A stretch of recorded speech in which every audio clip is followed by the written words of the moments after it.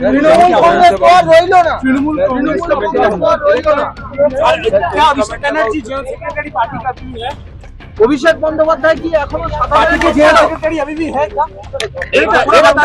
তৃণমূল কংগ্রেস গ্রেফতার করেছে পুলিশ, বিধাননগর উত্তর থানা গ্রেফতার করেছে জয়নগর। पार्टी का क्या होगा अभी? बोला नहीं, पार्टी का जो हाल है क्या कहेंगे? अभिषेक बनर्जी क्या अभी भी पार्टी के जनरल सेक्रेटरी है? তৃণমূল মানে হচ্ছে মমতা ব্যানার্জি আর মানুষ, মানুষ আর মমতা ব্যানার্জি দুটোই তৃণমূলের সঙ্গে।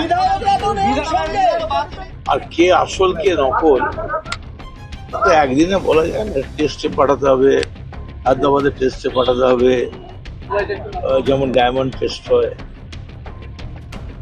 এক্ষুনি বলা যাবে না। চেয়ারপারসনের নাম মমতা বন্দ্যোপাধ্যায়। আর ন্যাচারালি মমতা বন্দ্যোপাধ্যায় তো চায়, মমতা বন্দ্যোপাধ্যায়ের নামেই তো দল। কিন্তু যে বিরোধী দলনেতা হিসেবে নিজেকে দাবি করেন, তৃণমূল কোনটা কোনো দলের প্রতিনিধি নয়। ওরাই তো বলছেন মমতা বন্দ্যোপাধ্যায় চেয়ারপারসন বলেছেন, তো ওরাই উত্তর দিয়েছে।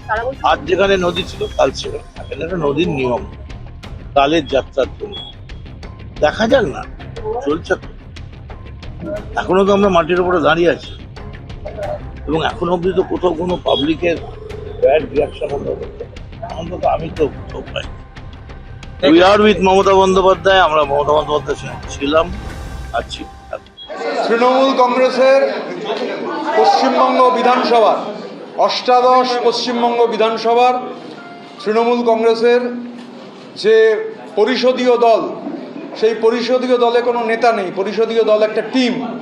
কারণ আমরা এই মনোভাবের বিরুদ্ধেই লড়াই করেছি সবাই মিলে, যে কেউ নেতা কেউ ভৃত্য, এটা নয়।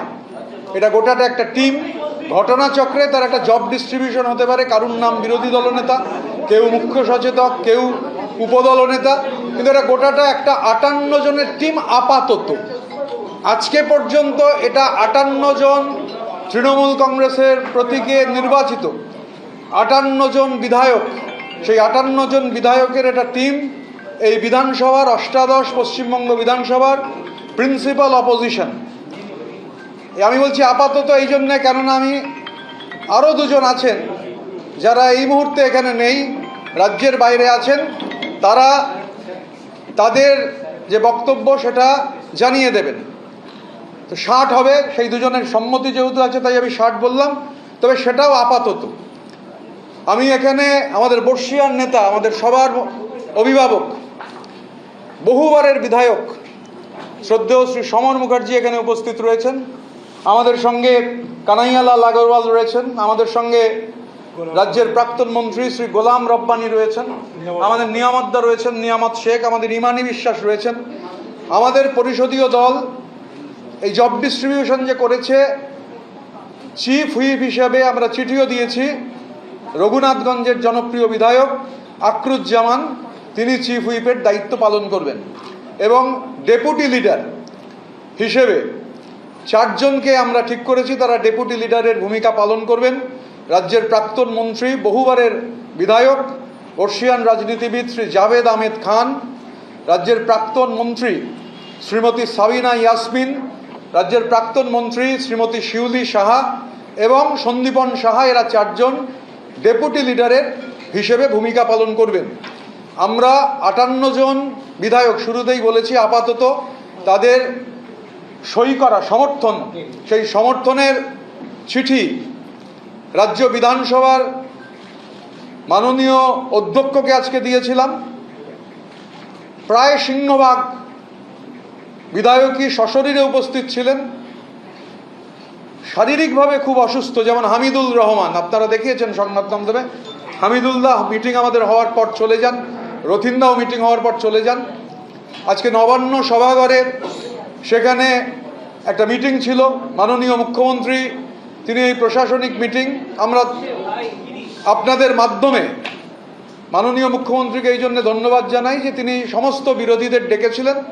এবং এই যে 58 জন বিধায়ক আপাতত, যেমন হাওড়া গ্রামীণ জেলায় তৃণমূল কংগ্রেসের প্রতীকে নির্বাচিত হওয়া 9 জন বিধায়কের মধ্যে 8 জন এই মিটিংয়ে উপস্থিত ছিলেন। আমাদের দক্ষিণ 24 পরগনা জেলায় তৃণমূল কংগ্রেসের প্রতীকে নির্বাচিত হওয়া বিধায়কদের মধ্যে 15 জন এই মিটিংয়ে উপস্থিত ছিলেন। আমাদের কলকাতায় সন্দীপন, আমাদের এই 58 জনের মধ্যে সন্দীপন উপস্থিত ছিল।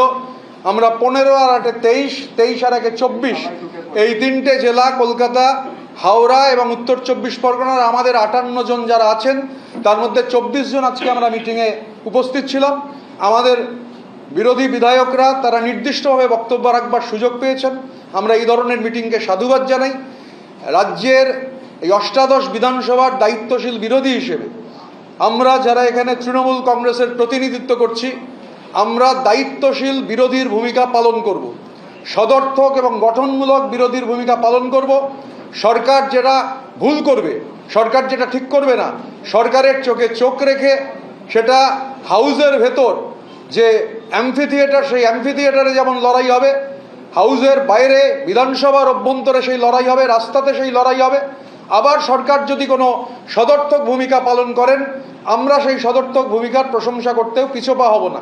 কারণ অপোজিশন ফর অপোজিশন সেক এটা কখনো গণতন্ত্রের রীতি হতে পারে না। আমরা চাই, আমরা আলোচনা করেছি, আমরা নিজেদের মধ্যে আলোচনা করছিলাম যে এই বাংলার যে বিধানসভা, সেই বিধানসভায় আমরা যেমন আজকে ওখানে মিটিংয়ে ছিলাম, আমরা সরকারের যে কথা আমি শুরুতে বললাম যে সরকারের যে বিভিন্ন নীতি আমরা মনে করি যে নীতিগুলো ঠিক নয়, তার আমরা হাউসের ভেতর হাউসের বাইরে তার যেমন বিরোধিতা করব, আবার যদি কিছু পজিটিভ হয় শুধু বিরোধিতা করার জন্য বলবো না যে এটা পজিটিভ নয়। এবং বিশেষ করে আমরা এই যে একটা গোটা টিম, সেই গোটা টিম আমরা ফাংশন করবার সিদ্ধান্ত গ্রহণ করেছি। এবং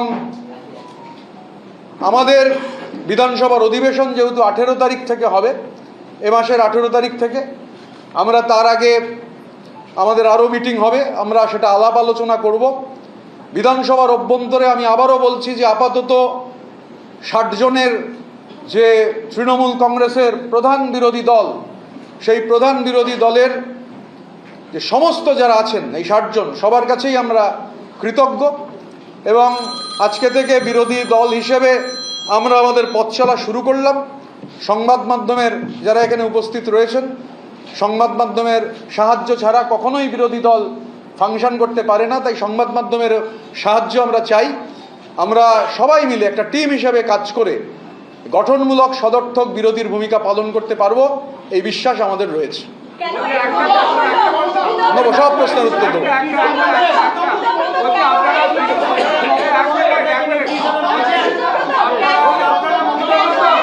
আমি এরকম হয়তো বলতে পারবো না, ওয়ান বাই ওয়ান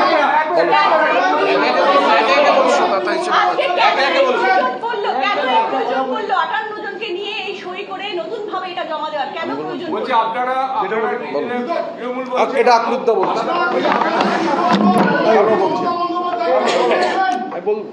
আমরা এখানে যারা আছি সকলেই তৃণমূলের বিধায়ক। আমাদের নেত্রী মমতা ব্যানার্জি, আমরা মমতা ব্যানার্জির নেতৃবাণী শ্রদ্ধা করি, এই নিয়ে আমাদের কোনো ডাউট নেই।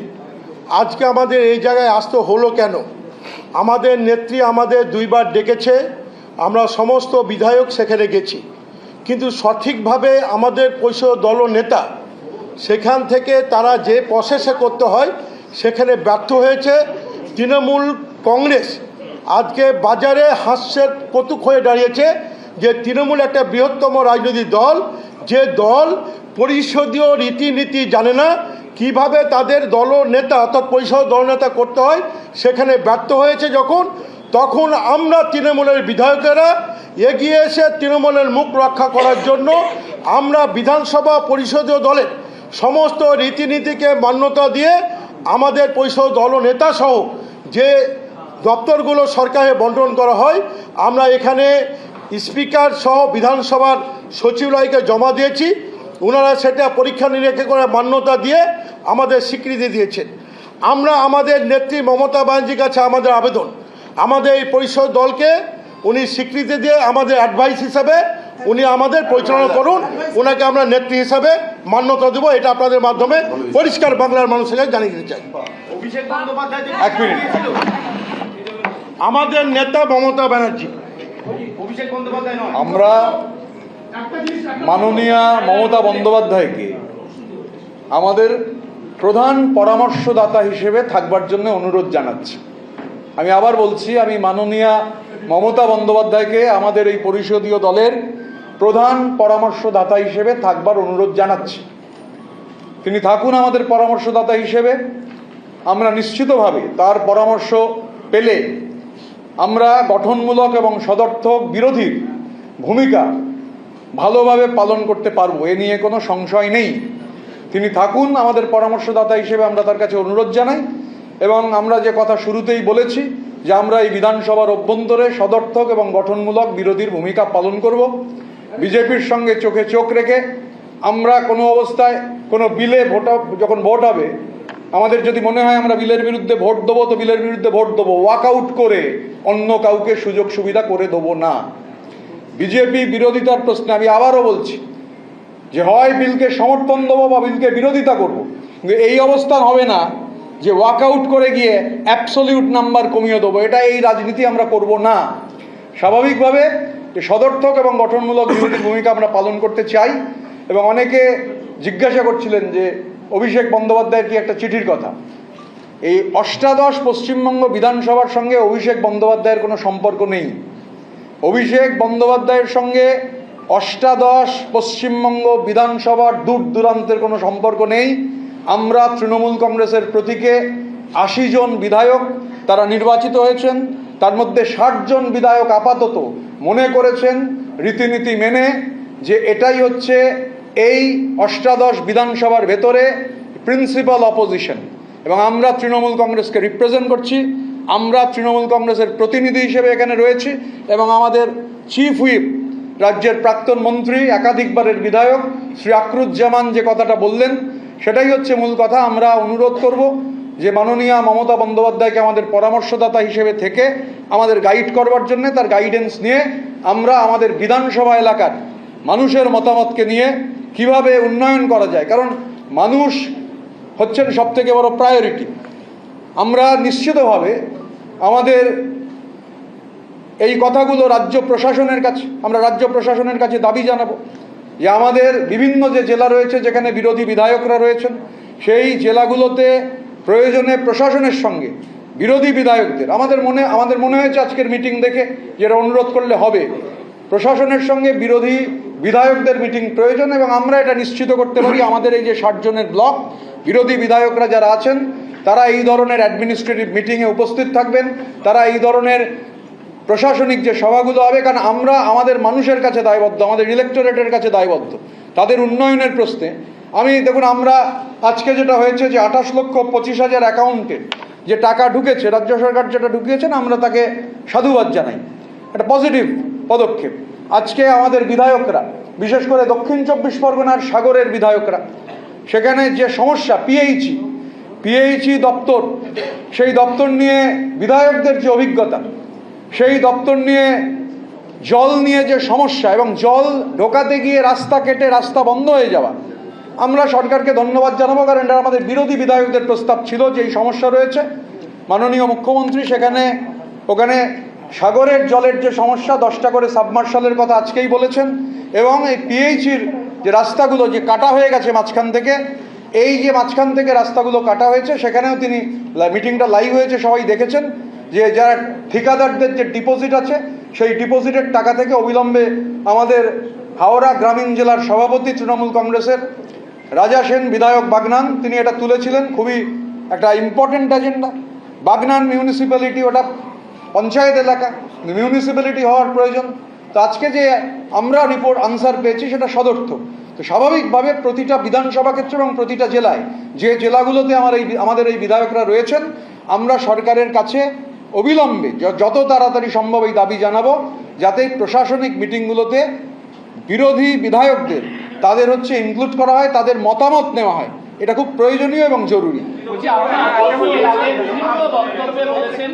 যারা দুর্নীতি করেছে, আপনি নিজে উল্লেখ করেছেন আপনার উলুবেড়িয়ার জায়গার, আপনি প্রশাসনের কাছে সেই দুর্নীতির তদন্ত নিয়ে চিঠি লিখে জানাবেন। এই যে ব্লক যারা ৫৮ রয়েছে আরো বৃদ্ধি পাবে আপনি বলছেন, তারাও কি একই রকম ভাবে প্রশাসনের কাছে দুর্নীতি নিয়ে সরব হবে? দেখুন, আমি যখন ওটা বলেছিলাম, আমি ইন্ডিভিজুয়াল ঋতব্রত বন্দ্যোপাধ্যায় হিসেবে বলেছিলাম। ইন্ডিভিজুয়াল ঋতব্রত বন্দ্যোপাধ্যায় যা বলেছিল সেটা ইন্ডিভিজুয়াল ঋতব্রত বন্দ্যোপাধ্যায়ের দায়িত্ব, আমি সেটা থেকে সরছি না। কিন্তু যেহেতু আমরা এখনো মিটিং করিনি, মানে আমাদের পদক্ষেপ কি হবে, আমি টিম ফাংশনিংয়ের বাইরে এক পা বেরোবো না। কালকে মিটিং হওয়ার আগে আমি এই নিয়ে কোনো প্রশ্নের উত্তর দেবো না। ইন্ডিভিজুয়াল ঋতব্রত বন্দ্যোপাধ্যায়ের মতামত এটা গুরুত্বপূর্ণ নয়, গুরুত্বপূর্ণ হচ্ছে কালেকটিভের মতামত।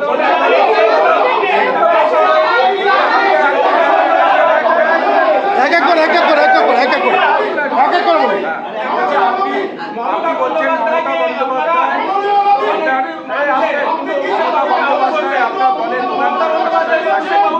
মমতা বন্দ্যোপাধ্যায়কে আপনাদের প্রধান পরামর্শদাতা হিসেবে আপনারা থাকতে পরামর্শ দিচ্ছেন এবং পাশাপাশি বলছেন তৃণমূলই আছেন, তাহলে এই নতুন করে পরিষদীয় দলটা তৈরি করতে হলো কেন?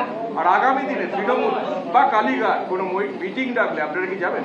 দেখুন, আমাদের চিফ হুইপ শ্রী আকরুজ্জামান, আচ্ছা কি করে আমি একটা প্রশ্নের উত্তর দিতে গিয়ে কি করে আরেকটা প্রশ্ন নেব, আমি আবার উত্তর দেবো আলাদা করে। আমাদের মাননীয় চিফ হুইপ শ্রী আকরুজ্জামান এই প্রশ্নের উত্তর দিয়ে দিয়েছে। আমরা একদম ক্লিয়ার করেছি, আমরা মমতা বন্দ্যোপাধ্যায় অনুরোধ করবো আমাদের পরামর্শদাতা হিসেবে থাকার জন্য। আর সংসদীয় যে রীতিনীতি রয়েছে আমরা ইন টোটো তাই ফলো করে আমাদের ক্লেম আজকে করেছিলাম। ক্লেম চেক করবার পর আমাদের ক্লেম গৃহীত হয়েছে। স্বাভাবিকভাবে যে সংসদীয় রীতিনীতির বাইরে আমরা কিচ্ছু করিনি। এবং আবার যেটা বলছি যে দেখুন, বাংলার মাটিতে মানুষ একটা রায় দিয়েছেন, ম্যান্ডেট দিয়েছেন। এবার সেই ম্যান্ডেট হচ্ছে আমাদের বিরোধী আসনে বসার ম্যান্ডেট। তো আমরা যারা এখানে জিতে এসেছি সবাই তো লড়াই করে ভোটে জিতে এসেছি, কঠিন লড়াই হয়েছে। এখানে নেই উদয়নারায়ণপুরের আমাদের এমএলএ সমীর পাঁজা সমস্ত সংবাদ মাধ্যম জানে কিভাবে তাকে কাউন্টিং সেন্টারের বাইরে মারা হয়েছিল। স্বাভাবিকভাবে সে লড়াই থেমে থাকবে না। কারণ আমি চোখে দেখতে পাচ্ছি, কিছু করতে পারছি না। আমারও কাউন্টিং ওখানে চলছিল, আমার কাউন্টিং হয়ে গেছিল, কিন্তু সমীর পাঁজাকে ফেলে মারা হচ্ছে, আমি কিছু করতে পারছিলাম না, কেউই কিছু করতে পারছিলাম না, বেরোতেই পারিনি, নড়তেই দিচ্ছিল না কর্ডন করে। স্বাভাবিকভাবে প্রতিটা জায়গার আলাদা আলাদা বৈশিষ্ট্য রয়েছে। আমাদের এই যে 60টা বিধানসভা কনস্টিটিউয়েন্সি, এই বিধানসভা কনস্টিটিউয়েন্সিগুলো আলাদা আলাদা বৈশিষ্ট্য রয়েছে, যার ফলে আমরা আলাপ আলোচনা করবো এবং আলাপ আলোচনা করে সিদ্ধান্ত গ্রহণ করবো। যে বললাম যে আমি যেহেতু বস নই, আমি বসিংয়ে বিশ্বাস করি না, বসিংয়ের বিরুদ্ধে আমার তীব্র আপত্তি রয়েছে। স্বাভাবিকভাবে আমি একা কিছু, আমরা যা হবে কালেকটিভলি সিদ্ধান্ত করব। প্রয়োজনে প্রতি 15 দিনে একবার বসবো, 15 দিনে বসে আগামী 15 দিন কি করব তা ঠিক করব। তারপর 15 দিন হয়ে গেলে গত 15 দিনে কি করেছি তা রিভিউ করে আগামী 15 দিনের কাজ করব, স্টেপ বাই স্টেপ। বাংলাটা করে নিয়ে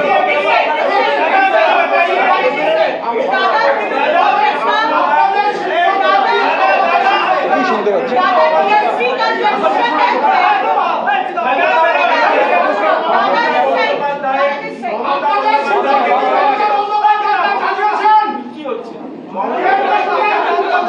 তোমার প্রশ্নের উত্তর দেবো। মমতা বন্দ্যোপাধ্যায়কে পরামর্শদাতা হিসেবে মানছে, অভিষেকবাবুর সংস্পর্শ করে এড়িয়ে যাচ্ছে। মমতা বন্দ্যোপাধ্যায় তো অভিষেকবাবুর পরামর্শ চলে। আচ্ছা, আমি তো আমার যা উত্তর দিয়ে দিয়েছি। আমরা অনুরোধ করব মাননীয়া মমতা বন্দ্যোপাধ্যায়কে আমাদের পরামর্শদাতার ভূমিকায় থাকার জন্য, লাউড অ্যান্ড ক্লিয়ার, পরিষ্কার বাংলায় বলেছি। সুতরাং এর যেরকম মানে যে কেউ করে নিতে পারে।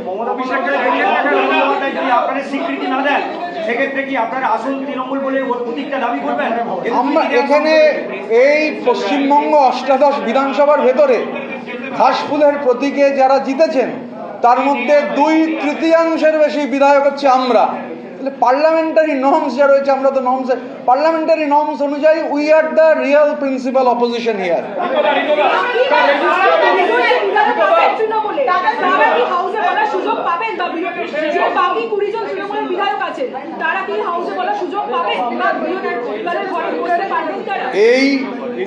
এই আমি 60 জন, আমি গতকাল বলেছিলাম আমি ঋতব্রত বন্দ্যোপাধ্যায় আর সন্দীপন সাহা ছাড়া কারুর দায় দায়িত্ব নিতে অপারগ।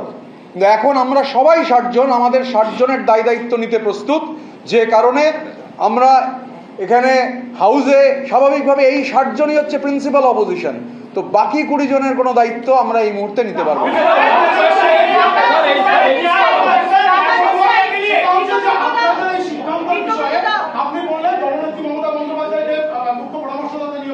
নিয়োগ করবো বলিনি, ডোন্ট মিসকোট, বাংলা ভাষা খুব চমৎকার ভাষা। না না, নিয়োগ করবেন বলে আবার চাইছি কি? তাহলে আপনাদের অতীত যে সিদ্ধান্ত, সেই সিদ্ধান্তের বিষয়ে কি মাননীয় মমতা বন্দ্যোপাধ্যায়কে আপনারা জানিয়েছেন? অবশ্যই চিঠি লিখে জানাবো, এই তো সিদ্ধান্ত গ্রহণ করলাম। সিদ্ধান্ত গ্রহণ করেছি একত্রিতভাবে, কালেকটিভলি। এই সিদ্ধান্ত কোনো কর্পোরেট অফিসে হয়নি, এই সিদ্ধান্ত কোনো পরামর্শদাতা সংস্থা দেয়নি, এই সিদ্ধান্ত এরকম নয়, আমি নাম করব না। এখানে আমাদের এই সিদ্ধান্ত কোনো চাপিয়ে দেওয়া সিদ্ধান্ত না, এটা কালেকটিভ। আমরা কালেকটিভ হিসাবেই ফাংশন করব। অটোমেটিক্যালি এটা কালেকটিভের সিদ্ধান্ত। যে কারণে একটা প্রশ্ন উঠেছিল, প্রশ্নটা আমার কাছে খুবই চমৎকার প্রশ্ন ছিল, আমি উত্তর দিলাম না। আমি বাইরে বেরিয়ে ইন্ডিভিজুয়াল উত্তর দিতে পারি, আমি এখানে কালেকটিভে বসে আলোচনা ছাড়া তার উত্তর দেবো না। আমাদের গোটা লড়াইটাই কালেকটিভের লড়াই, ইন্ডিভিজুয়ালিজমের বিরুদ্ধে কালেকটিভের লড়াই। এবং এই বিধানসভা। আমাদের ভিডিও ভালো লাগলে লাইক এবং শেয়ার করুন। কমেন্ট সেকশনে গিয়ে জানান আপনাদের মতামত। আরও ভিডিও পেতে আমাদের চ্যানেল সাবস্ক্রাইব করুন এবং প্রতি মুহূর্তে খবরের আপডেট পেতে প্রেস করুন বেল আইকন।